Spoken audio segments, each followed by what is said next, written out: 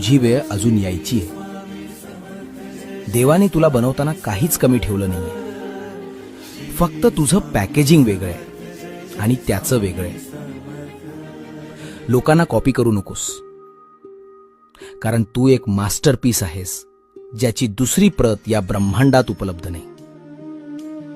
तुझ्या बोटांचे ठसे जसे कोणाशी जुळत नाहीत ना, तसंच तुझं नशीब सुद्धा कोणाशी जुळणार नाही.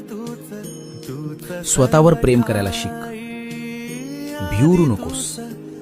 मी तुझ्या